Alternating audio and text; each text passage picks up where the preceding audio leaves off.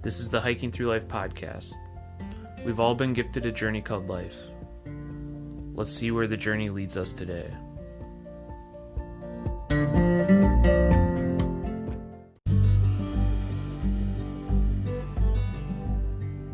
Welcome to the Hiking Through Life podcast, where we talk with people who in some way, shape, or form have been influenced by the outdoors. I'm Andy, the producer of this podcast, and my lovely wife Sarah will be your host. Together, we make up Hiking Through Life. This podcast is all about bringing all kinds of people who are inspired by the outdoors and sharing their stories. We hope that by sharing people's stories, it inspires others to get out and live a more meaningful life. Tune in every week for new episodes, or better yet, subscribe to the Hiking Through Life podcast on your favorite podcast provider. If you enjoy this podcast, please share it with others. Also, if you have a story to share or know of anyone who might be interested in being a guest on this podcast, head on over to hikingthroughlife.net/podcast and get in touch with us. Now sit back and enjoy this week's episode. Welcome to the Hiking Through Life podcast. Today we're joined by Britany Freeman, who is an adventurer, a traveler, and a huge advocate for leaving our lands better than we found them. Most recently, she has kicked off the nonprofit, The 11th Essential, with the goal in mind to make stewardship a priority on every adventure, which is pretty awesome, and which I do a lot. It's quite simple. All you need is a garbage bag. So thank you for coming on today, Brittany, to talk about this. Well, thank you for having me. So let's dive right in. Like, what is the 11th Essential? So the 11th Essential is basically a play on our 10 essentials. So our 10 essentials, if you're obviously familiar with adventuring or whatever. So it kind of came upon as a joke. That's kind of the funny part about it. I was teaching my nieces about the 10 essentials and like leave no trace principles and everything on our hikes. And we always picked up, trash when we saw it anyways. And so it literally started as a joke because one day we filled up our bag that we usually brought with us for our own trash. Like we were filling it up and it was, always overflowing, and then we're stuffing it in packs. And then so I literally joked with them that a garbage bag was going to have to become our 11th essential. And then my light bulb clicked. So that was the moment. That was the moment. I mean, and it was kind of, I'm in marketing. So I was like, oh, I could like really use that, like to push that like stewardship. Like, I don't want to say agenda. It sounds weird when you say pushing an agenda, but I could really use that to like enforce like that stewardship, like that can be easy, like, and simple. And that's, that's our biggest part, is just showing people that stewardship is as easy as packing an extra bag of, any sort or anything for that matter, and just cleaning up on, whatever adventure you already have planned. It doesn't have to be where you are putting together some giant cleanup. It doesn't have to be some big, like, extra effort that you're doing to be a good steward. It could simply be, oh, guess what? I'm going hiking this weekend anyways. Here, let me just add this bag, and boom, you're right there and you're set up to leave it better. Well, literally, like, the crazy thing, it doesn't even need to be a hike for people who don't hike. Like, you can do it on a walk around your block. I've literally been doing it a lot lately. Mm-hmm. And every time I find trash. Absolutely. Never fails. My front yard, like, that's the thing. I even do it in my own front yard because, like, I live along, like, a field and, like, a little 2-lane highway by a high school. And so, needless to say, I get plenty of just random things that end up, just right along my yard. And it doesn't have to be a hike. And, like, that's why, we kind of said any adventure. It can be a walk around the block. It can be a hike. It can be when you go climbing. You can clean up at the crag. You can clean up. I mean, I've had a friend who randomly found some trash, like, ski mountaineering, like, and someone had like dropped something, you know what I mean? So it can literally be any adventure, big or small, it doesn't matter. It's just about that mindset change, you know what I mean, into putting stewardship as a priority. And so with doing that, I know that you said you had a ton of events planned for April and May, but obviously with our current situation of COVID-19, those are not happening. Correct. But so with this, when did the nonprofit really kick off? Well, so we started, so it's been almost 3 years now, 2.5, like since we first like started like, talking about the 11th essential. It's only been within the last 6 months that we finally applied for the state nonprofit status, because we operated just, basically me kind of, funding whatever. I mean, because it's my passion project. And so we were just reaching all these people, and we realized that there were things we wanted to do. And in order to do those, like, we had so many companies like that we would talk to who are really vested in that message, but like they can't like give, like I worked for our parks levy, for instance, and like here our local parks levy, and it passed. And so like he can give grants for things, but I have to have that nonprofit status in order to do so, which is what we were kind of running into. So I mean, it sounds almost like it was like, it's not financially motivated, but we want to extend our reach. And the only way to do that is to be able to get those grants and things like that, those things we want to do to expand on. Because yes, it's a message about stewardship, but we're also a Leave No Trace community partner. So with that, it is our job to help spread that message. You know what I mean? And so we do that through youth education courses. We teach a youth course that we've named Bigfoot's Buddies. So we use Leave No Trace's Bigfoot's Buddy, or Bigfoot's Playbook.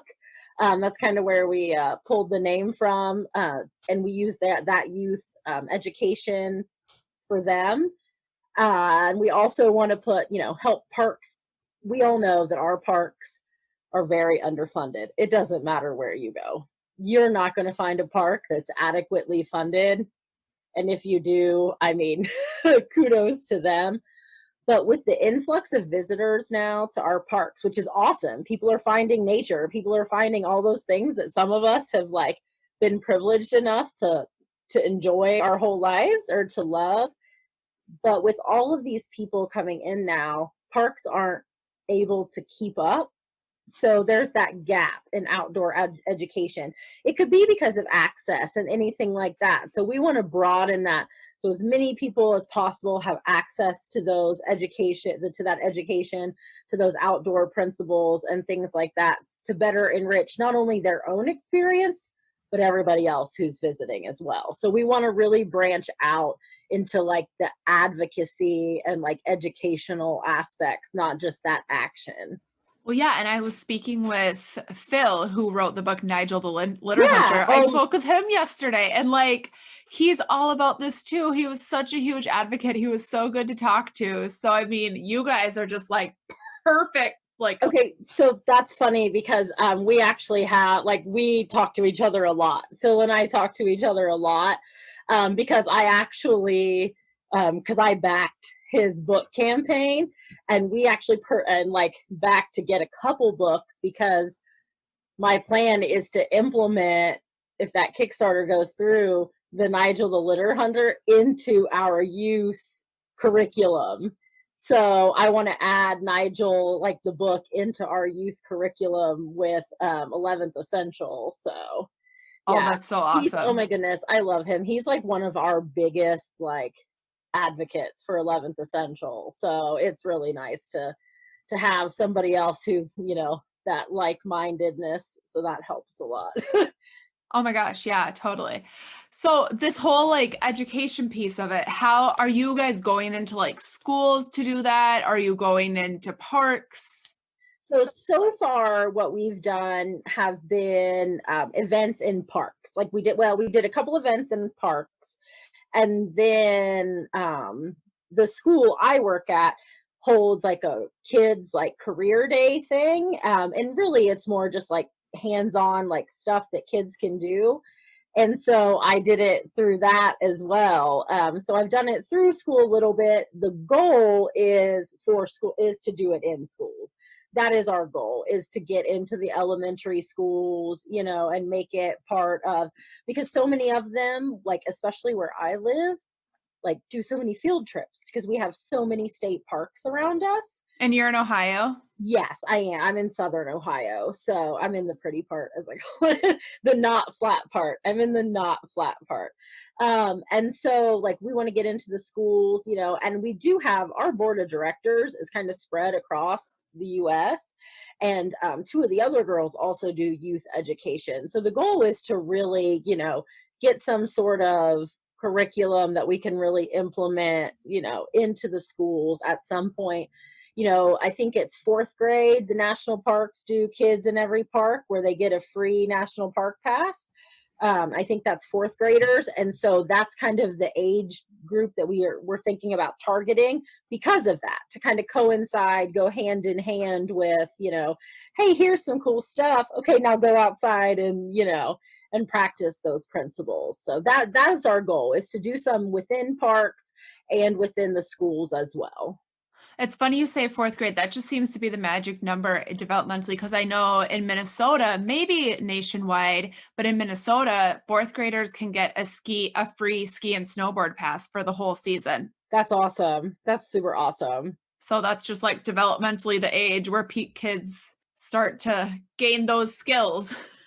And you said Minnesota, which makes me think, because a lot of my big supporters are in Minnesota. Minnesota seems to be a big 11th essential state. Well, yeah, I spoke with Ruth on this podcast. Oh, yeah. And she hosted like a whole 11th essential hike a few weeks back. Yes, she did. Yep, she sure did. I love Ruth. Ruth's one of my favorite people. Well, and then Jen, who she probably talked about, maybe she may have talked about. Yes. Jen is a groundskeeper with me through Granite Gear, who is based in Minnesota. So, and then I've got a couple people in Minnesota through the groundskeepers that I've met as well.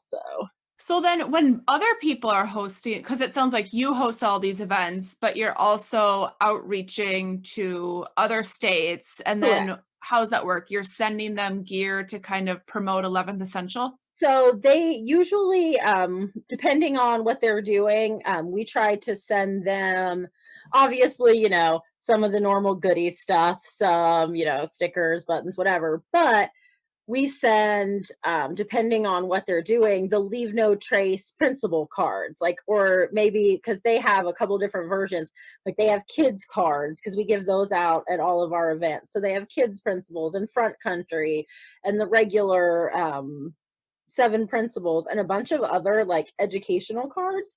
And it's nice because then they can reference those things, like they're made, you know, to take home, to snap on a bag and things like that.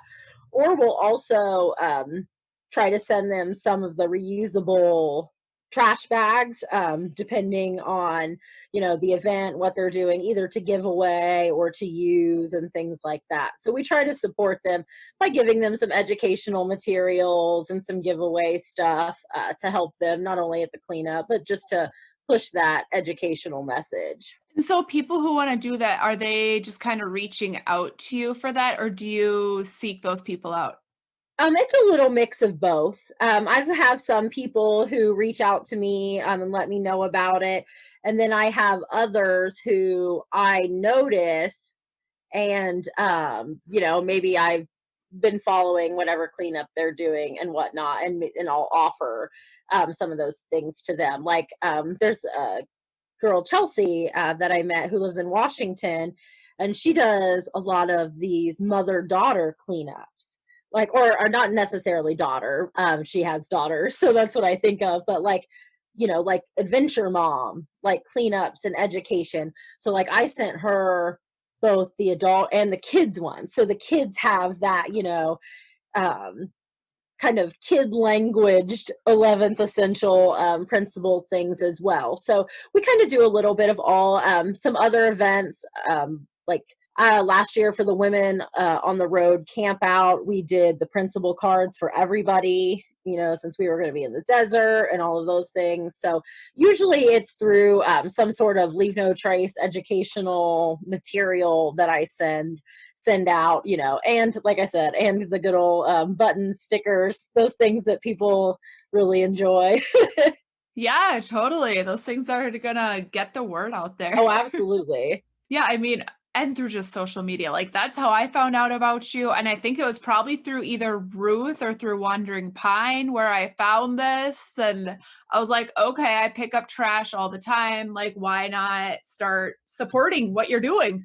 Oh, well, yeah. And so that's the thing that I found, that I've loved the most, I think, since like kind of starting 11th Essential is the community that's already was there, and like they've kind of pulled together, and then the other ones who pick up from that, because I am 100% believer that stewardship is absolutely contagious. Like when I'm out on the trail and I'm picking up trash, yeah, there's a couple people who give you those weird looks, but so many people start conversations instead. Every single one of those conversations is a chance to educate, to advocate, and for some reason he is just not having, dude. No, my dog is like just so confused as to why I'm home all the time now. Yeah, my big dog, like I said, we have 6. My big dog, she's 11, and like I've never seen her act like that. Like, I mean, Wait, you just said you have 6 dogs? Yeah. And cats? No, we have 1 cat, and it's outside, and it kind of chose us. So that was not an intentional animal. The intentional animals are the dogs, and then we have 2 guinea pigs. So yeah, that's the intentional animals. And it wasn't really like we were like, hey, let's have 6 dogs. It was, I had 6, she had 6, and we have the Brady bunch of dogs. That's basically what happened. Wait, you had 6 dogs? No, sorry, I had 3 and she had 3. Sorry, I had 3 and she had 3, and it pretty much came together to form this 4-legged Brady bunch. So, yeah. Oh my gosh, that's crazy. Yeah. I just think 1 dog in my house is enough. Yeah, it's organized chaos. Like there's just no other word for it. Trust me. People are like, "That's awesome," and I'm like, "Yeah." And I'm like, I mean, I can't complain. They're all freaking adorable, but yeah, there's something else too. I mean, 6 sets of muddy dog paws right now. I mean, just every day. So, but yeah, but thanks Apollo for getting us sidetracked there, bud. He's usually the one who's just like asleep. Like I'm staring at the other ones that are back in here with me and they're just passed out. One of which is my adventure dog that goes with me, but he's just, I don't know, he seems. So there's only 1 adventure dog? Well, okay. Yes and no. I mean, when we take them hiking, I mean, more than 1. Usually we can get 2 or 3 if it's just us without an extra adult to help. But my big dog used to be my adventure dog, but now that she's older, she can't really like jump up in my SUV anymore. And she weighs 127 pounds. So it's not like I can like pick her up and really put her in there, especially when we're on the road for a long time, and in and out. So I did take one of our other dogs who got Giardia on a trip from drinking out of the creek and then got sick and then decided that she hates the car now because of it. But our other dog loved the car. So I was like, let's take him on a trip. And he loves it. I mean, now if he barely sees me move anything like related to camping, hiking, he is like sitting at the door like, okay, are we leaving now? And I'm like, dude, I'm just going outside. Like, I mean, he loves it. I mean, and everybody loves him. Trust me. He's like, I'm pretty sure that people probably like him more than me in some places. Last year at Outdoor Retailer, I'm pretty sure more people talked to that dog than to me. like spoke to him first. Oh yeah. So, but I'm guilty of that same thing, so I can't even be mad about it.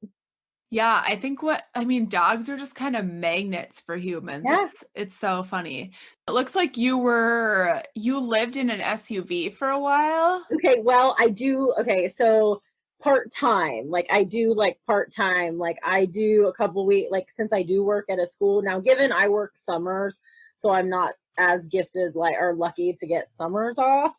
But yeah, I convert the back of my SUV. I have like a platform my grandpa and I built that I can slide like in and out. And then yeah, and so I'll go for, depending on, I usually try to go the long weekends at work, so I usually go like either like 3 to 4 days at a time or like a week or two at a time, just depending on what we have. So yeah. Oh yeah, trust me. That's what I had just told my wife, that I was like, you realize that I am backing that up to the fire pit in our backyard and I am camping in the backyard this weekend. And then the forecast is like, no, you're not. We're going to thunder and lightning and rain. And I'm like, yeah, I'll just sleep in the house. Well, hey, in reality, you might be in the thunder and rain in a real camping situation. Oh yeah, trust me, I get it. It's just when I think about the drying my tent, like, because my SUV has like a tent on the back, like, so when I think about like drying that out, I'm like, yeah, that's not really worth it right now. I'm like, not in the whole scheme of it, but yeah, so yeah, it's but I do, but like, right, I mean, I'm just always traveling, and like all my events that we've had scheduled for 11th Essential, like literally my April, obviously because Earth Day and Earth Month was packed, all of my May was packed, and now there's nothing. Now everything is canceled. Yeah, I mean, that's just so sad. That's happening everywhere. Right. You guys need a virtual cleanup. I know. Well, which actually, so I haven't posted anything about it yet because I guess I was kind of holding out hope for April. And obviously, I think that hope is gone. Oh, yeah. Well, and I realized that like probably 2 weeks ago at this rate, or at least a week ago, but I've been so busy, I haven't been able to like go through and edit all my stuff yet. So this year's cleanup, like I said, last year we ended up not going to the gorge. We held a virtual and hands-on, like, because we teamed up with Granite Gear and the groundskeepers and Coola Cloth and like did because last year Earth Day fell on Easter weekend. And so it kind of like messed with normal Earth Day plans, like for cleanups. So we did a Do Good Friday, where we like on Good Friday was like, because that was like the 19th, so it was like the day before, you know what I mean? Yeah. And so we did a Do Good Friday, and people could join virtually or come to the in-person cleanup that we held in Illinois, because I helped Illinois Parks Project kick theirs off. Well, this year, since our Return to the Gorge event is kind of off the books now, we're going to do a virtual cleanup where people just and I'm going to do it all month long. So we're going to do April Earth Month, where people can just go to the website, or obviously I'll have a link in my bio on Instagram, and they can just put in their trash tally, like what they clean up all month. And then we're going to pick random winners to get some stuff. I love that. So everyone can enter, and then, and so every time you pick up and register, that's another like quote unquote entry. So, and you can pick up all month long. You can, so yeah, so that's what we're going to do. Try to encourage people for the entire Earth Month and encourage them to go around their house. Because we know that for April, most people are going to be under a shelter in place. So it's more so going to be cleaning up your neighborhood rather than maybe necessarily, your national park like you would. That's the motivation people need right now. Cool. I'm going to virtually clean up. I'm in. I'm waiting on June to go to. Like, the only thing I have left in June, besides like my road trip, is Outdoor Retailer. And so I'm just waiting on them to cancel Outdoor Retailer or postpone it. Gal. So, I mean, I'm feeling like they're probably just going to be like, we're just going to mix all this together again in December with Snow Show. And I'm like, but that's when I can't, like, it's harder for me to travel then. Like, no. So we'll see how it goes. So, but that's like my big event of the year. That's the mecca of networking. And So what's this outdoor retailer thing? so outdoor retailer is basically the big trade show for the outdoor industry. So that's where all of the gear brands, all of the buyers, like that's where your retailers are going to buy. That's where your brands are going to sell. I mean, they have like even all the way down, like it's so far down the supply chain. It's like even just the textile people themselves are there. Like, and it's a huge event. I think last year on Tuesday, which was the first day last year, I think we did 30,000 steps, which I'm like, that's, a lot more than we usually do, like hiking sometimes, on a trip.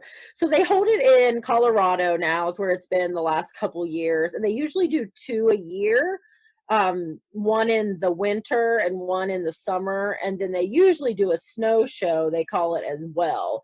But this year they combined the winter and the snow together. But it's kind of crazy. Like I was really overwhelmed the first time I went, and I'm a pretty big networking person, and it was pretty overwhelming at first. So because I went last year, not technically as the 11th Essential, I went with Granite Gear, but I also was there as the 11th Essential as well. And we made some great contacts. It was really nice to meet people, to actually get a talk. But it is definitely it's an experience. So, but it's just such a great. They have a area for just nonprofits and like startup brands, and that's the place where I like to spend a lot of time, because that's where I met a lot of people who kind of had similar interests and similar goals with their organizations. And that's kind of what really pushed me to also go the nonprofit route as well, because, I could have continued on spreading the message forever, because like I said, it's my passion project, but everyone was just like, you really need to like expand this. And I definitely agreed after talking to people and seeing some other areas that we could fill in. So had you not pursued the whole nonprofit thing, do you think you'd still just be like advocating it through social media and being like, get out there? absolutely. Not much has changed really in that aspect, because we have our state nonprofit, but we're still waiting to apply for the 501c3. So for the federal, like the one that like we really need, but that's mainly because like we have our board of directors set up, and so we're just kind of still doing like, because you have to have your bylaws and like all of these things in place to submit, and it's like $275 every time you submit. So like I would rather spend a little extra time and make sure I have them done well, so that I don't have to like, because it's not a big deal if they send it back. They're like, okay, this doesn't work, you need to change this, but I don't want to have to keep paying to resubmit. So we're just trying to get some of that stuff in order, because let me tell you, I really thought that I could handle all of that stuff myself.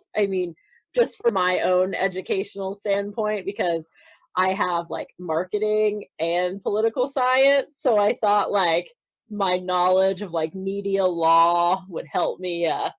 No, federal nonprofit laws are a very tangled, messy web. Yeah, I'm getting a headache just thinking about Yeah. what you're explaining. Just the difference between our state application and the federal, like the state was like a piece of cake.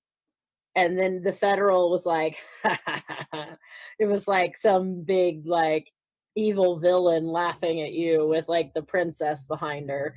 Like, And it's like, okay. So, but we're getting there. Like I said, well, for one, I was ready to jump into it. And then now with this, like I said, I work in education. So this has made me a little busier than usual. Like some people are, I'm a little busier because I'm handling all of our like basically crisis communications, because that's pretty much what is happening in education right now. Because, we have a bunch of kids who are freaked out. They're not going to graduate. So you're like the tech person at the high school? I'm not the tech. I am our marketing and events coordinator. So I do all I do all of our communications. I do all of our social media across both buildings. I do all of our ad campaigns from start to finish, including the creative and everything else. Yeah. Luckily, my ads have obviously slowed down because we're not really like advertising for any classes starting right now since they can't. But the social media portion has gotten a little crazy. I can imagine so. Yeah, I'm a teacher. I'm a preschool teacher, but I can only imagine on your end trying to get all of that out and answering all of the questions that all of the students and parents are having right now. Oh, yeah. Yeah, I've had to field questions, like just some of the most ridiculous things to like things that are logical. So yeah, I've been doing lots of web page updating and like creating new pages. Like I created a virtual school where we can just list all of our teachers' Google Classroom links, because the kids, for whatever reason, just like are not wanting to check their school email where everything is sent to them. So we're having to make like this list. Plus we have parents like, how do I know if my kid's not doing anything? Like, right. Yeah, especially at that high school age, like that's, yeah. Oh my gosh. Yeah, it's well, and like I said, and we're a technical school too. So it was really hard. Like, you can't really go weld online or like do construction or any of those things. Like, our auto collision class can't really like drag a car. Absolutely not. And it like the families don't have those materials. No, and we don't, and we're in Southern Ohio, so we do have a pretty high number of families like, under the poverty line, and so like they don't have access to even internet or like computers.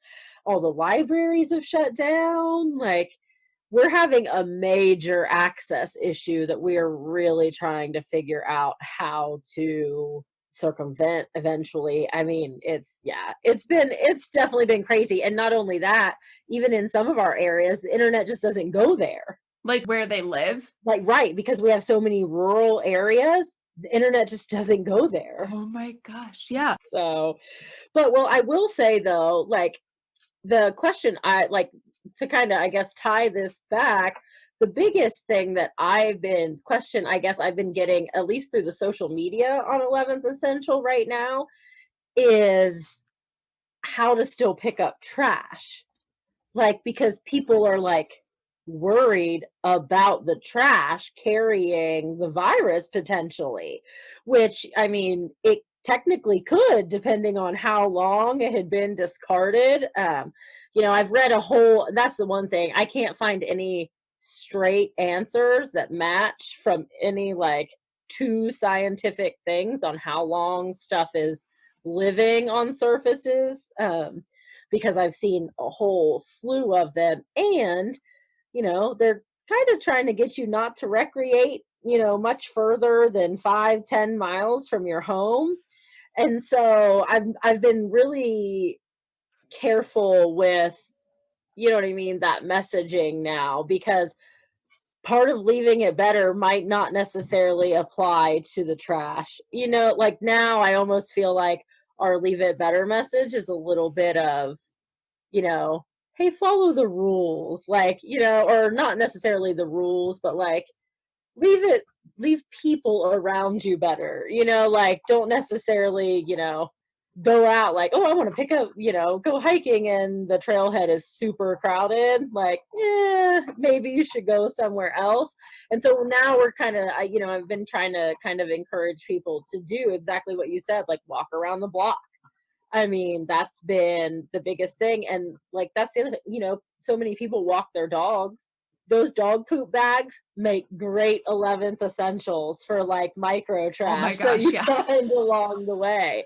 So, I mean, they really do, because that's what was happening a lot. Like, I was filling dog poop bags with trash, like, and that's why they were kind of, you know, I was like, you know what, I'm going to start taking like a full size trash bag, you know, and luckily I don't always need that. I always have it hidden. I usually have my reusable bags, but now I'm just trying to encourage people to wear gloves, use a grabber, you know, and and as much as it kind of hurts my sustainable heart, like, to maybe not use one of their reusable bags, you know, if you do have something that can be thrown away, a bread bag, you know, anything like that that you can use and toss, because otherwise you're going to be sanitizing, you know, your bags way more often than you probably like want to. Right, because everyone's just paranoid that that disease and virus is on it.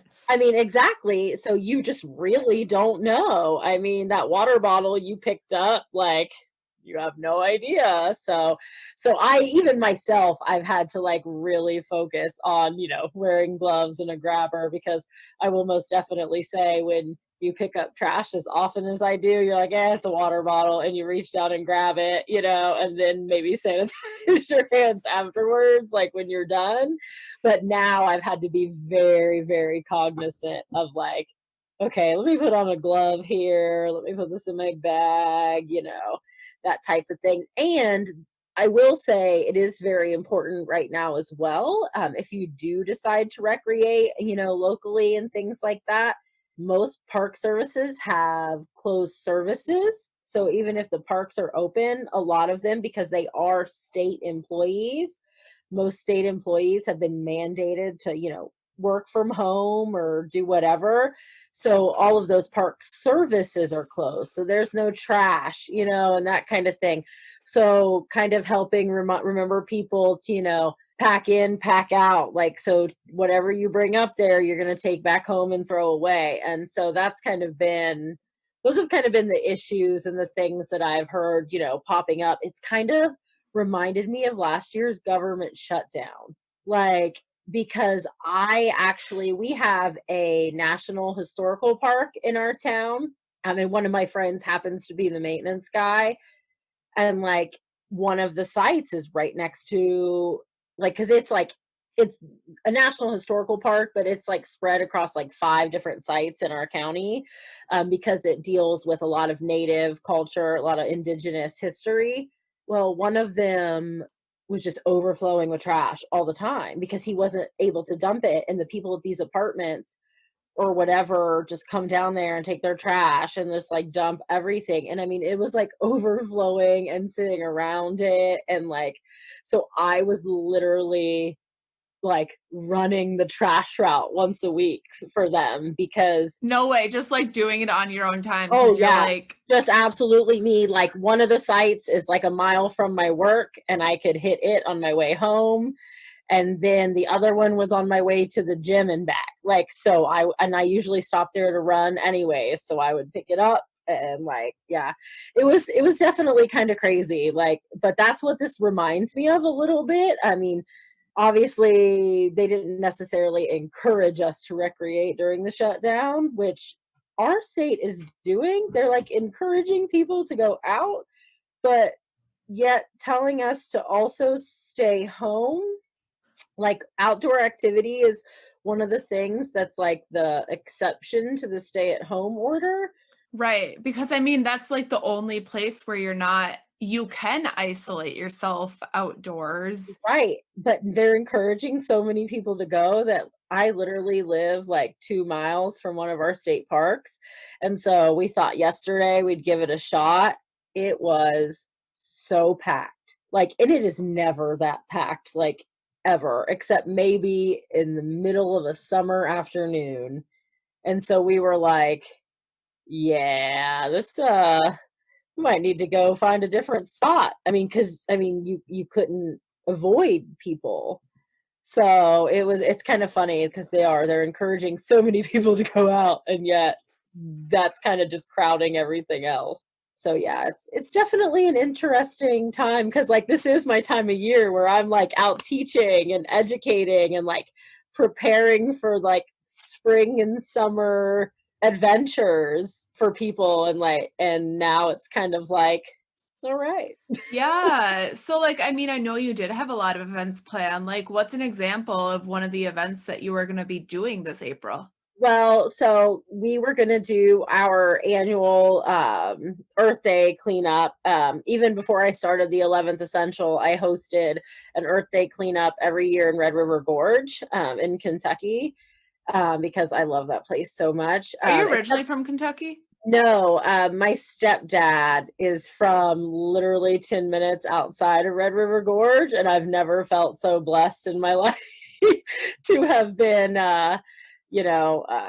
exposed to that area of Kentucky, especially because it's just phenomenal recreation. I mean, oh man, that's like a hiker, backpackers, climbing mecca dream down there, and it is just great. So, but no, so I'm originally like from where I am in Ohio right now. So, I'm just right outside of Hocking Hills, which is, We were there last summer. yeah, it was probably very busy. So I'm Yes. sorry because that's why I always joke that I'm a 3-season Hocking Hills person.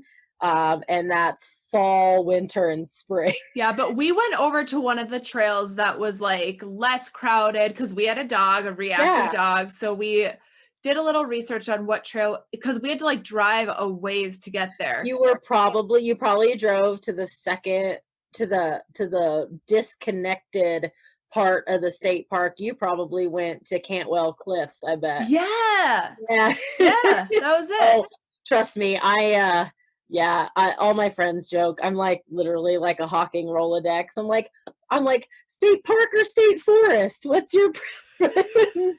Like here, let me tell you. But yeah, I usually opt to the state forest during the summer because nobody goes to the state forest sections during the summer except for the climbing part, which is not where I go. So yeah, that or I go at literally 6 a.m. That way, by the time I've done my loop is when people show up. Yeah, I mean, we were there at like 9:30 and we could barely find a parking in the visitor center. Oh, absolutely. And now, and was the new visitor center open last year when you were there then in the summer? Oh, I don't know if it was the new one or not. Because they did like a $2.5 million renovation to the Hocking Hills Visitors Center. And so it's like amazing now. I mean, it is fantastic. Yeah, it was a couple levels. It seems like they. So yeah, I knew it opened sometime last summer. I just couldn't remember off the top of my head if it had been open yet or not. So, but yeah, I mean, Hocking is what started the 11th Essential. Hocking Hills is literally the entire catalyst for the 11th Essential. Because the park rangers down there refer to me they lovingly refer to me as the trash lady. So it's a term of endearment. It's fine. I mean, it's a mess. I mean, well, and that makes sense because like Hocking Hills is a huge tourist trap almost now. Absolutely a tourist trap in like the worst possible way. They did the numbers, what was it, 2 years ago? Hocking had like almost 500,000 more visitors than Cuyahoga Valley National Park in Ohio. Oh, we went there too. Yeah, I do like some parts of Cuyahoga Valley, but like I'm just like, but when you think of the size of that park, because it's like spread. It was very spread out. Yeah. And it's like in the middle of a neighborhood almost. That's right. That's the weird thing about it is like you're literally driving in and out of like all the little like peninsula, like all the little towns in it. And you're like, wait, what? I felt like it was a county park. Yeah, like it is. And it's like when you go to some of the other side, it wasn't until I went to the ledges section that like I actually like really enjoyed it because I'm a part of Women Who Hike, and our Ohio ambassador is in Cleveland. Like, I mean, that's where she is. So we have a lot of hikes at Cuyahoga Valley. And yeah, I never really liked any of them until we did like the ledges section, which reminds me of hawking. I mean, it reminded me of hawking. And so that's kind of why I liked it. But yeah, hawking is literally the catalyst for the 11th Essential. I mean, I pull so much trash out of that park that it's like heartbreaking. I mean, I usually do this little kind of 6-mile loop. That's my go-to. And usually in the first like 3, I mean, more than once, I have filled an entire trash bag up in the 3 miles and like went up and had to dump it by the visitor center. And then they give me one of the Ohio State Park trash bags for the way back. Like usually because I've maxed out my capacity for my reusable bags and everything else. That's usually the only reason I go down there in the summer, is because otherwise in the fall, I'm just overloaded. It's almost like they just need to hire you to sit there for all the tourists with all the trash. And you just gotta like talk at all the tourists. And the sad thing is I'm not even like, they even have like certified volunteers who do that, like who clean up the trash. Like supposedly, I always say supposedly because I feel like I find so much trash that I don't know how somebody could possibly have, like, one of the times when I'd found that whole big bag, like a whole bag full in that first 3 miles, I went up to talk to my friend who's one of the naturalists, and get some hand sanitizer, mainly because they have they have their state park hand sanitizer. But one of the other volunteers was there, and he's like, I just cleaned that up yesterday. And it took everything in my power to be like, really? But it's the truth. But it could be. I mean, I've been down there sometimes within the same weekend and found like all of this trash. Hawking was literally the catalyst, and it is because it is the flagship of our Ohio State parks. I mean, any given summer, fall weekend, there's at least 2 to 3 tour buses of like legit tour companies that just bring people and just dump them. We got married in Hawking in front of a busload of tourists. I saw your photos. That didn't look like you were in a tourist. Like, it looked secluded. Yeah. Too bad if you would have spun the camera around the opposite way, there would have been 200 tourists staring at us. Oh, like, I'm sure you're in so many random photos. Oh yeah. I mean, I was like, at one point, like, I was like shaking. I mean, I was just shaking, like, I'm glad this is going to be quick and over with soon, because I just felt like I was in like a glass bubble on display for these people. And I was like trying to block it out because, you know, it is one of the most like beautiful spots to get married in Hawking. Where was it in Hawking? In Upper Falls. So it's literally like one of the most easily accessed waterfalls. Now we did that on purpose though, because we have grandmas who can't like hike in. You know, because I would have loved to have gotten married at Lower Falls, because Lower Falls is my favorite waterfall in Hawking. But Upper Falls, our grandparents could still stand above without having to come down the stairs and watch us. And so that was one of the big reasons that we picked that location. But because it does have, you know, quite a bit of stairs to get down to it, but it's right there, you know. We had to have a lady like hide, like one of our like family friends hid to keep people from walking across the bridge in the middle so for our pictures, so they weren't like looking down. So yeah, but I'm like, I paid for that permit. I got 2 hours, man. Like, Yeah. but yeah, hawking is pretty much runs through my blood.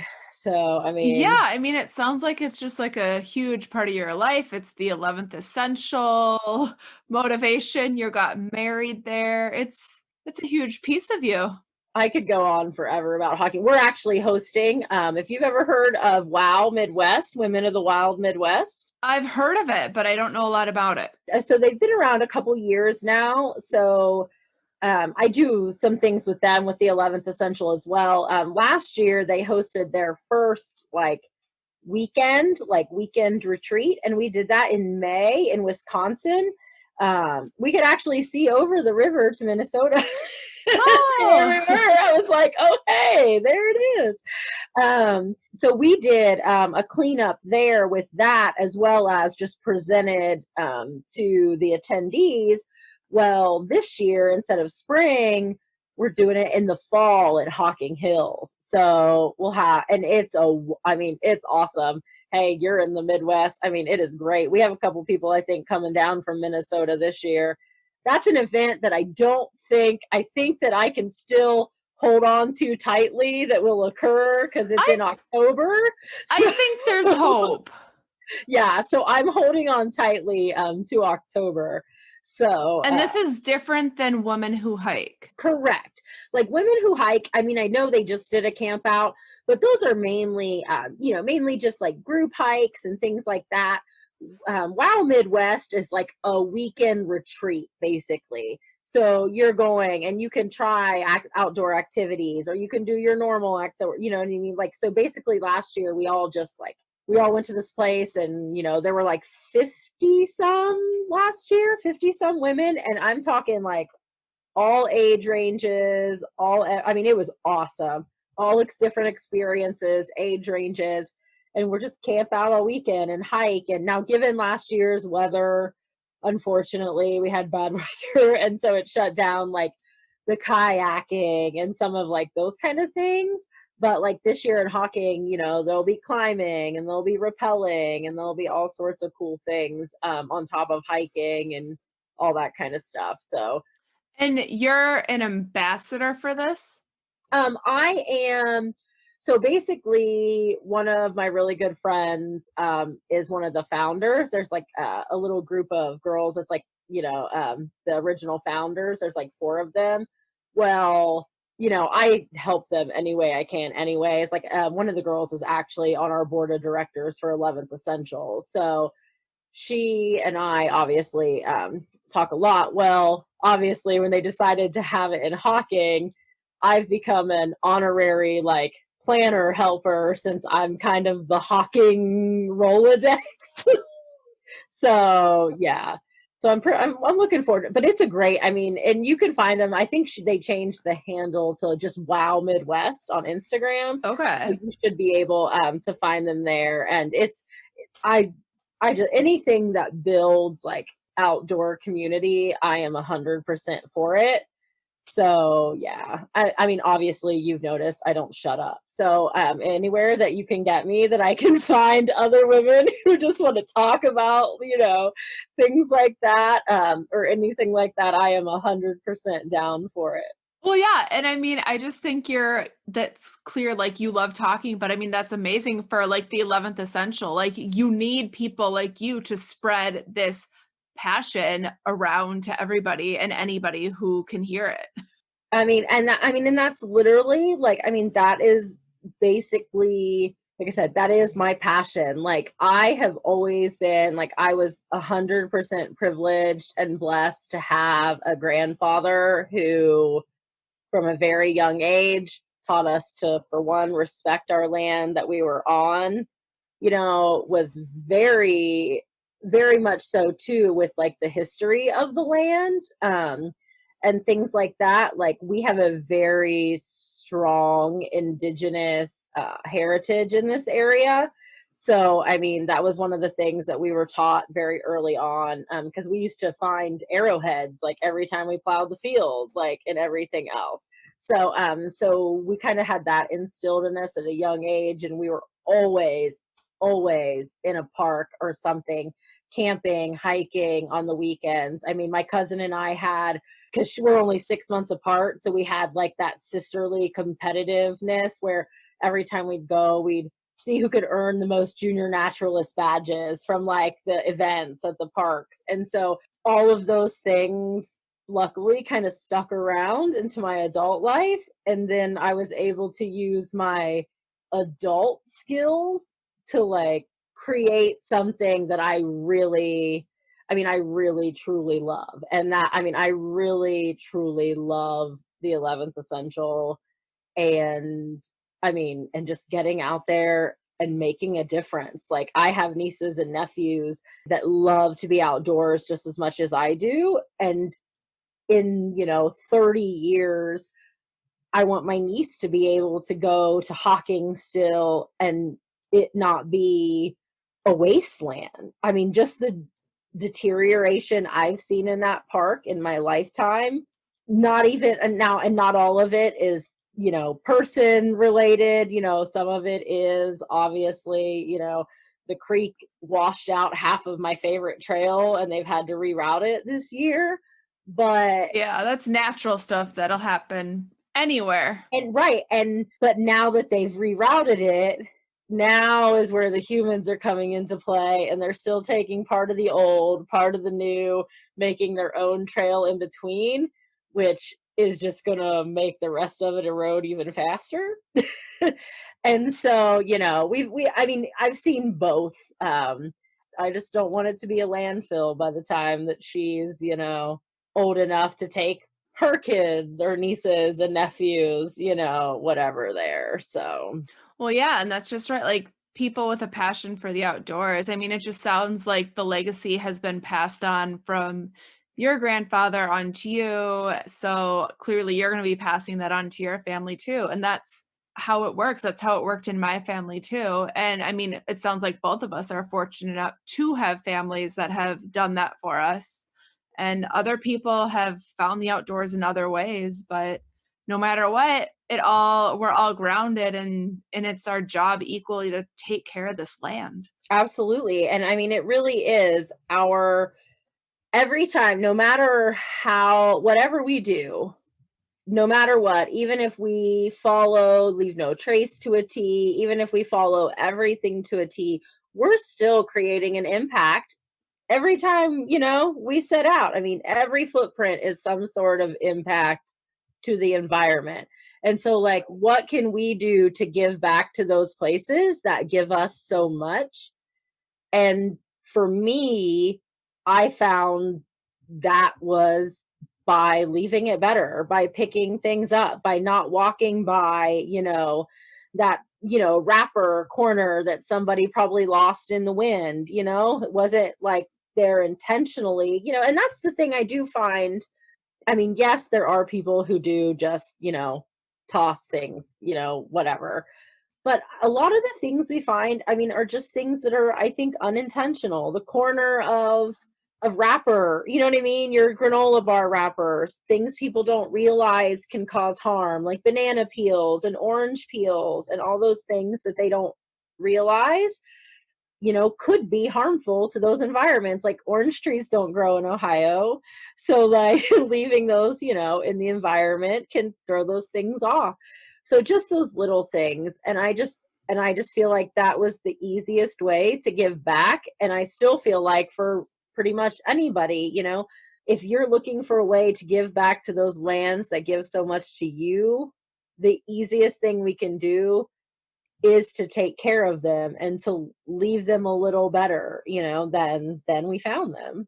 It absolutely is. And it's funny that you say that, like, there's so many not intentional garbages that end up on the ground, because Phil was saying the same thing last night. So these two huge advocates for picking up trash, you guys are just so real in the fact that, it's a mistake that happens a lot. People do this, and there you go, folks. Two huge advocates know that it's not just people trashing the ground, but just mistakes that happen. So we as stewards need to pick it up. Yeah, and that is true. Like, I don't I really, And that's why I think the educational piece kind of is what really started to grow in me, like the education and the advocacy, because people might be more mindful of those things. You know what I mean? Like now, I make sure I don't rip a granola bar wrapper all the way so that there's no way that I can lose,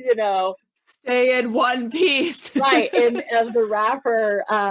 Because I know one time I lost a glove on trail, and I about had like an emotional meltdown about like basically leaving trash because I had lost my glove.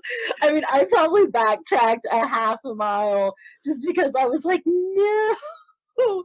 And I still expect to randomly find that glove one day in Hawking. I really I was do. just going to ask, was it at Hawking? Oh, absolutely at Hawking. And I do. And I always expect to randomly find it. And yeah, but I'm hoping somebody else, picked it up and left it better. But it is. And I mean, yeah, it's just education. And that is always my three verbs: educate, advocate, take action. Like those three things together, I mean, really do provide everything we need. We need to educate people. So many people don't have access to not even just the outdoors, but outdoor education. Like we want people to have access to those, underserved communities or places that just are unable to find those wonderful things of nature. But at the same time, they also need that educational piece. It's awesome that we're trying to get them out, but we've got to give them a little information, not even just for the lands they're visiting, but for their own good as well. I mean, like just for their safety and everything, like all of those pieces. And just advocating, that word is probably my verb of the year, like advocate, advocate, advocate. I had the pleasure of attending an advocacy workshop with Katie Bouye of Outdoor Advocacy Project, and it just reaffirmed everything of my life, of all the little ways that we can advocate and really make a difference. Advocate is most definitely, I think, the word that we should really focus on, because through advocacy, you are taking action, you are educating, you are spreading a message. So that's really kind of been my word of the year, I think, so far, to intentional, my intentions for the year. Right. Everyone needs a word for the year at the beginning of the year. Yeah, I know. And my word the last few weeks has been, I have used the word unprecedented an unprecedented amount of times. I literally know how to spell that word forwards, backwards, sideways, and around at this point. So, whew. But yeah, I mean, that's so huge. Advocacy for the outdoors, that's huge. And I like how you were talking about how reaching people who might not have any education about it. Does the 11th Essential have plans to reach those communities, in any specific ways?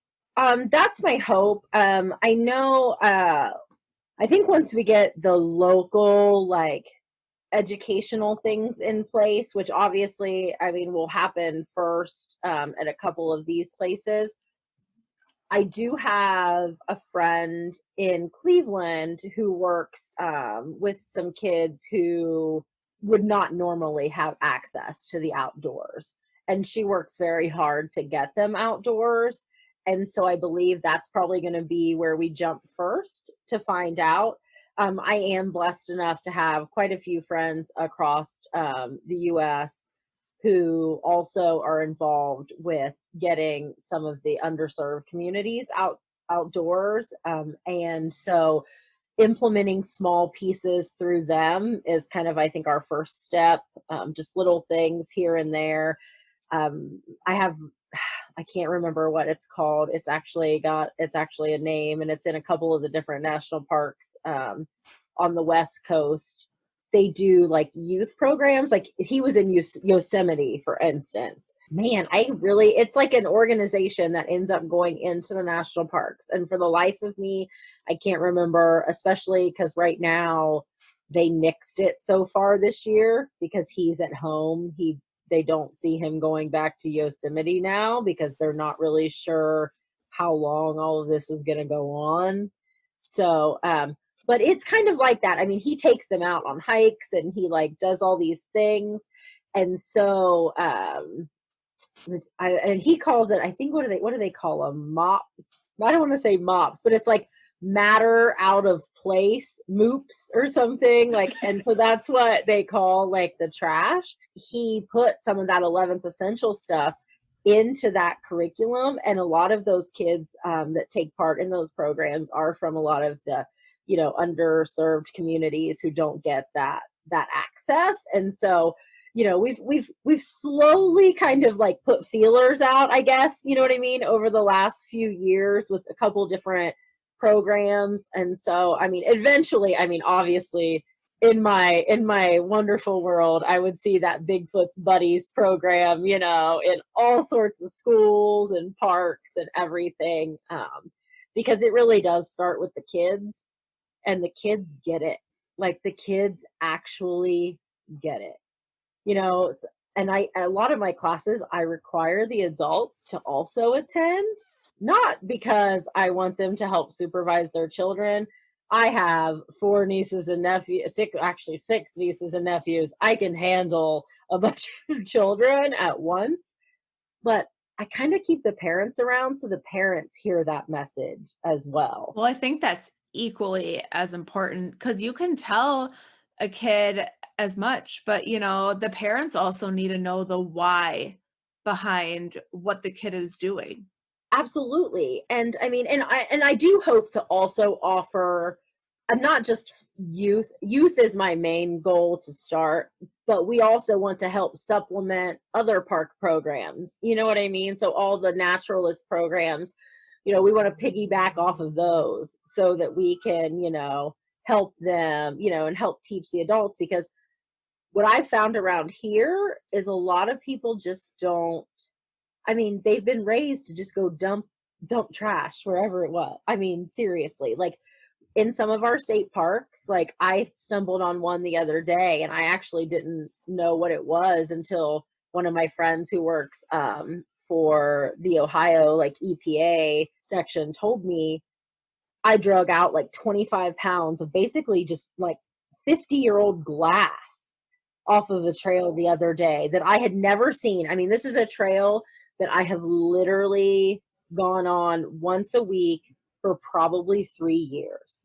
That's not even a remote like overestimation. And I've never seen it because it's always relatively clean, you know, besides a, you know, wrapper here, you know, bottle there. Because mountain bikers don't really leave too much trash. They don't really, you know, they don't have hands to do stuff with. And that's right. A really heavy mountain bike area. But then the other day I was trying to run and I decided that I was not in the mood to actually trail run. So I was just like walking. And then I was like, what in the world? And so I did. I walked. I hadn't started very far. So I went all the way back to the car and got a big trash bag. And I hadn't even like hit the tip of the iceberg until it was too heavy to carry. And I started noticing all the glass was like from the 60s and the 70s and just all this old weird stuff. And then I rounded the thing and the ravine, it was like an old refrigerator and something else. So basically we've had such wet years the last few years that it's basically uncovered this horde of like an old dump site. Well, it's like, okay, that's bizarre. So it had like, that's a refrigerator? Oh yeah, it was legitimately like a refrigerator, like some big, it wasn't a propane tank, but something that looked similar. And like where that state park is, there were a lot of old homesteads. Like if you take the trails, you kind of stumble upon them here and there. And like the cars that are still randomly in the woods, like I get it because they are from like the 40s and 50s and like these random old cars. But like this, and I found out after I cleaned it up, my friend told me it actually could be protected by law. Oh, for like historical purposes? Yes, it could literally fall under and my friend who works at the Forest Service backed it up because she said they have that issue a lot because used to, I guess, back in the day, there were designated dump sites and people would just come all dump their stuff in that area, or the homesteads just buried it. And then, yeah, it's basically like falls under one of the archaeology like protections. But if this is a state park, why isn't there any like signage and education about what it's there for then? The thing is, like I said, it hadn't really shown itself. Like, and she told me that the problem was that there were so many of them back then that they didn't keep good books on, that they just kind of end up appearing, like the earth has basically decided now is its time to reject it. And so and that's pretty much exactly what's been done here, because we have had so much rain and just so much moisture over the last few years that it really has, it's come down that ravine, uncovered itself, busted open. And like where I found the glass was literally the trail of like the other runoff that comes off the mountain. So it had just literally just been dragging it and dropping it and dragging it and dropping it. So yeah.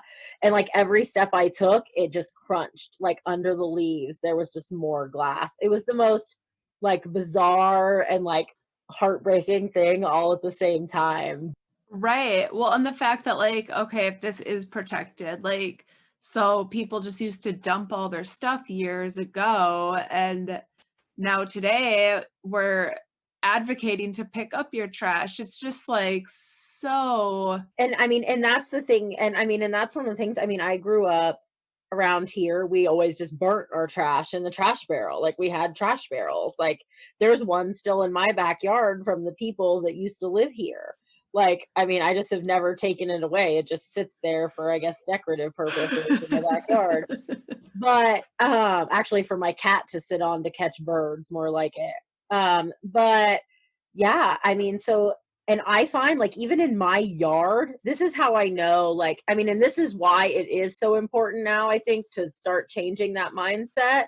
Luckily, like it has changed over generations, because my yard, every time a mole pops up, it brings broken glass or ceramic with it. And my grandpa has lived in this area like his entire life.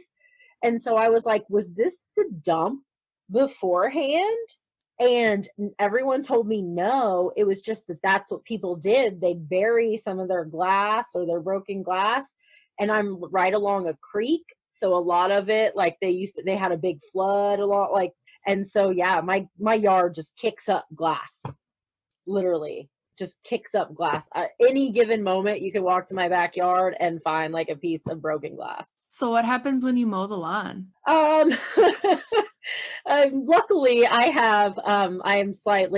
luckily my dad owns a lawn care business. So my lawnmower is like a retired commercial mower. Oh, okay. So its tires, hold up pretty well against that kind of stuff, thankfully.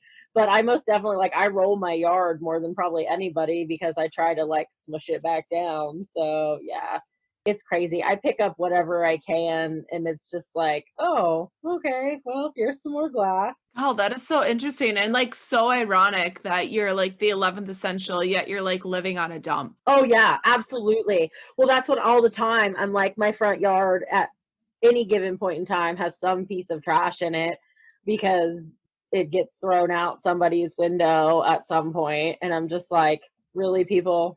Really? I'm like, I wish you understood how this pains me to have to clean up every day. But yeah, so it's just it's mind-boggling to me. And I actually noticed because my yard drops down into a marsh and then the creek, and I actually noticed where it came up so high this winter along my bank, there's now like a bunch of trash that I'm gonna have to wait until it dries out to climb down and get. And I'm just like, really? People are killing me here. So yeah, there's actually a refrigerator that somebody tossed over the bank. But this one's like a new one not even a half mile down the creek. That's going to be a tough one to get out. Someone literally had to stop on the road at some point and push it out of the back of their truck. That's the only way it got there. Well, for sure. I mean, that was very intentional. It will always blow my mind because there are still parts out in some of our rural areas where people literally, like, the little accesses to the creek, people back in there and just dump whole truckloads. Yep. Even by the park by my house right now, there's 2 just garbage bags. It's like, why? You guys have a trash bin. Yeah, I mean, it is crazy. I mean, we cleaned up a couch from a trailhead last year that someone had literally, like, backed up, like, the beginning of the trail is pretty wide. They had literally backed in as far as they could and dumped a couch. And at that same trailhead, there was, like, a laminator, like, all sorts of stuff. And yeah, people just dumped it. I mean, they just dumped it. And it's like, you know, that kind of stuff almost takes more effort than just Googling, when is my city's recycling day? Right. When is large item pickup day? Right. That's more effort to load it into the truck, drive your ass down to a park. Yeah, it blows my mind. But I mean, and that's why, like I said, I mean, and that's why, yes, the adults, like, I like the adults to hear the message, like, you know, that I'm telling the kids, just because there are so many things that they might have learned incorrectly, you know? I mean, and my favorite, though, I will say my favorite thing when I teach some of the Leave No Trace to kids is when we do the, like, travel and camp on durable surface one. Because parents, the dirty looks I get when I tell kids to walk through the mud and not around it. Oh, yeah. And I'm always like, but only do that if you're on a trail. I'm like, don't just walk through the mud intentionally at home, but when you're on the trail, because I do. And I get parents that look at me like, excuse me? I'm like, I'm sorry. And are these like elementary age kids typically? Yeah. Yeah, most of the time I usually do, depending on the event, we've done like 3 to 8 and we've done like 6 to 12. So yeah, usually in that, I've only had one person over 10. So, and it was the one when we did the 6 to 12. And I'm pretty sure it's just because her mom made her, because her siblings were taking part. Because in some of the pictures, you can see her standing with like her arms crossed, like at the side, and she is just not having it. But then I also have children who are like, sometimes just blow my mind. I was trying to we do an activity about wildlife, about respecting wildlife, where they have to pick an animal.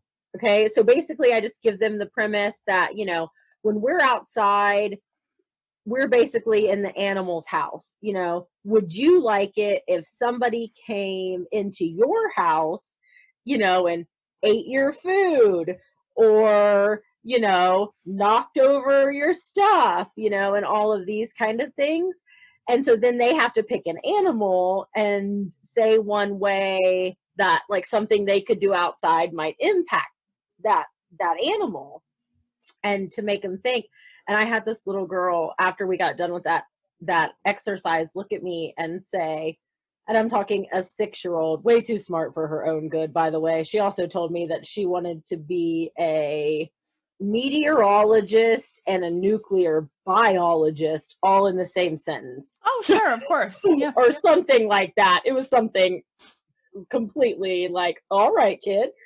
But she goes, so basically what you're saying is natural disasters are to the human world what humans are to the animal world. And I was like, yeah. Wow. Yeah, I couldn't have actually made a better analogy. Very good. Yeah, kids get it, man. Kids get it. Yeah, yeah. And I mean, they're just such sponges too at that age that if they hear it from an early age, it's going to be ingrained in their mind. And that's exactly what we need to be creating right now in this world.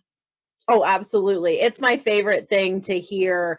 Like my mom texted me from the beach this summer. She goes, you have these kids trained well. And I was like, what? She goes, we can't make it 3 steps down the beach without them picking up a piece of trash. And I was like, yeah, I kind of do have them trained pretty well. So, I mean, so just anything like that. Or like my dad and I are like, my dad is most definitely, we don't agree on a lot of things. But I mean, I've even gotten into my dad. Like I said, my dad owns a lawn care business. Last week he sent me, because mowing season has started, and at least here, and he sent me pictures of like his mower loaded with trash that he picked up while mowing. Now, given I know he picks it mostly up because he can't really just run over it, but I thought it was kind of cute that he was showing off his trash haul to me. So it means that at least something's sticking in his head. So yeah, I mean, you're spreading your message to your family, and that's yeah, where it starts. That's yeah. I mean, whatever works for me, but when, like I was talking about earlier about it being contagious, people pass me on the trail and, it sparks conversations. If even just a conversation about like when they say thank you, just being like, yeah, I'm just trying to give back. And more than half the time though, people say, I didn't even think about that. Like, I should just bring a bag next time. Or you're right, I should bring a bag, or they're like, oh, hey, by the way, there's like a bottle back there underneath that thing. And they're like, and that's when they'll be like, man, next time I should just bring a bag so I can get it myself. And I'm like, yeah, like it's really easy to do. So yeah, anytime that I can, just the act itself, people see you doing it. And yeah, like I said, you'll get a couple dirty looks possibly here and there. I just assume those are the people that are littering when they give me dirty looks. and then everybody else, is somebody who is seeing you take action. So yeah.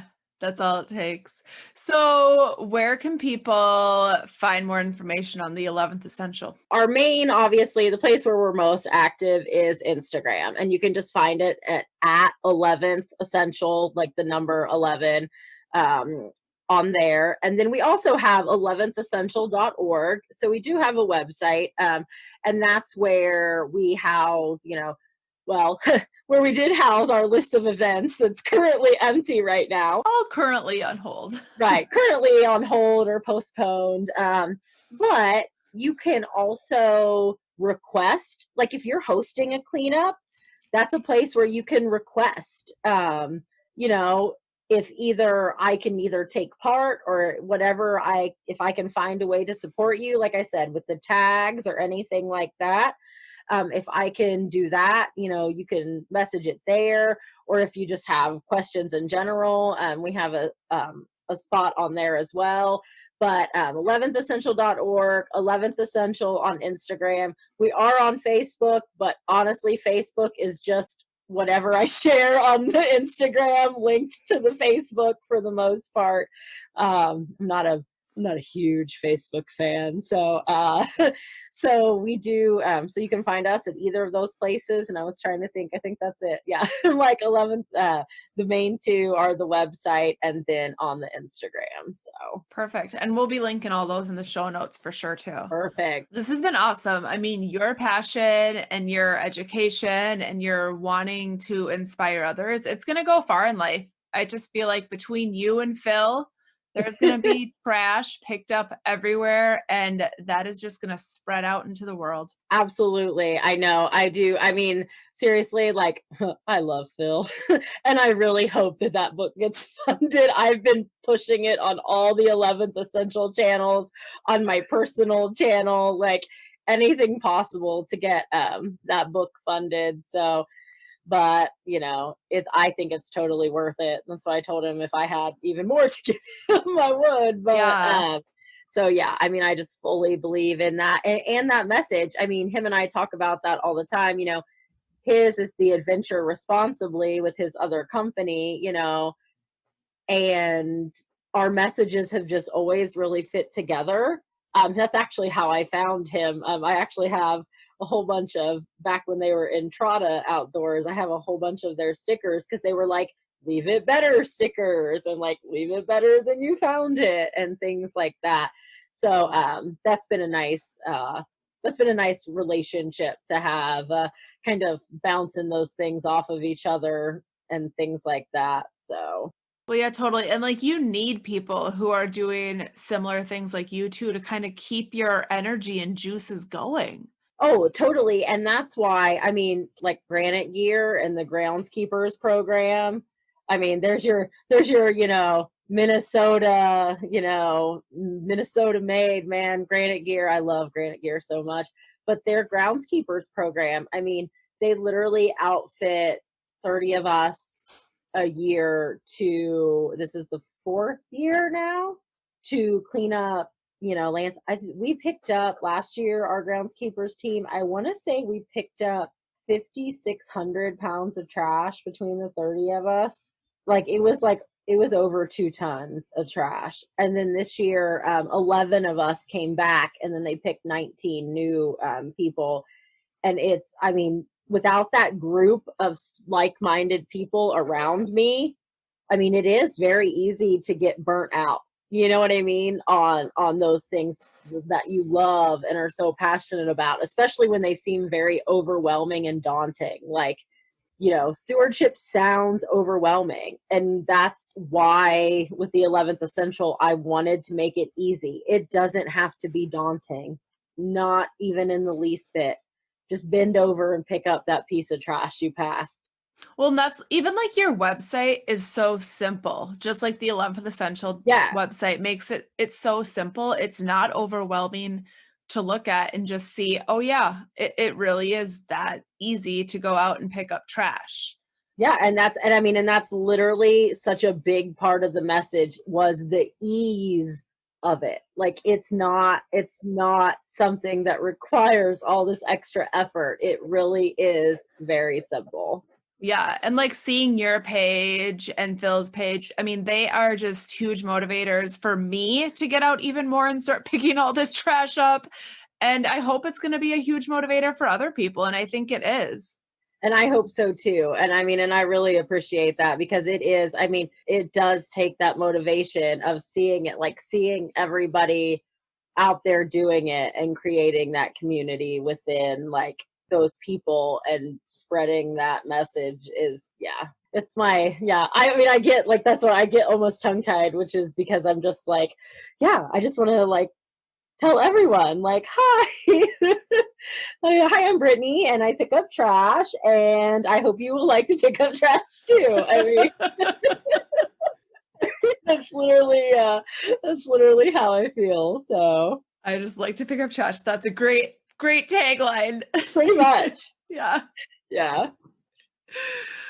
Well, this has been super, super awesome. Thank you very much for having me. Like, I appreciate it. I really do love to talk about it at any chance that I possibly can. So, well, thank you again for having me. I appreciate it. Yeah, thank you. This has been super, super awesome.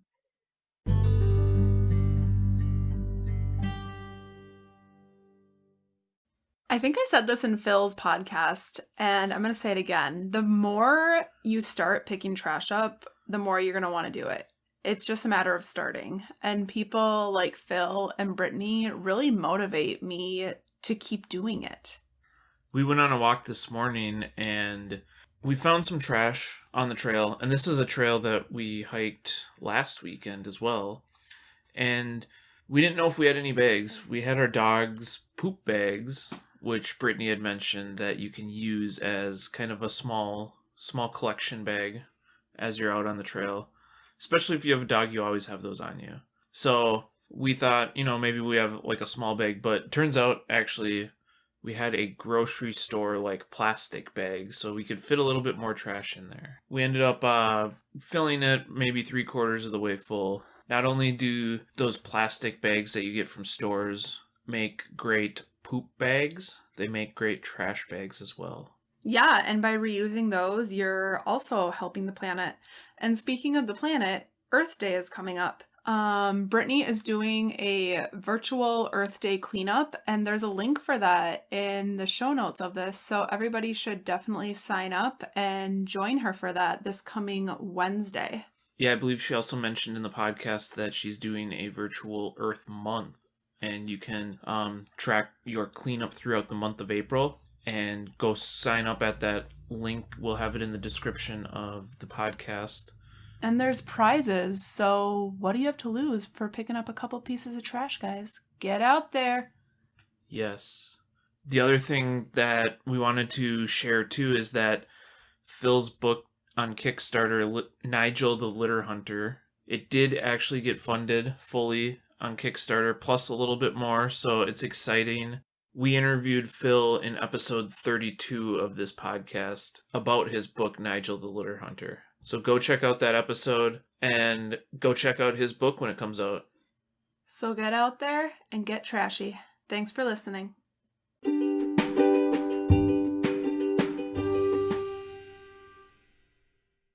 We love sharing these stories with you through the Hiking Through Life podcast, and we're so grateful that you listen to this podcast. If you'd like to support the Hiking Through Life podcast further, we have these amazing new t-shirts and water bottles. The t-shirts come in 4 colors, and the water bottles are perfect for trails, adventuring, or daily use. Consider checking them out at hikingthroughlife.net/shop.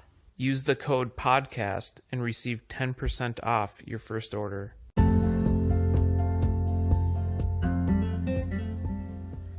You've been listening to the Hiking Through Life podcast. Peace, love, and hike through life.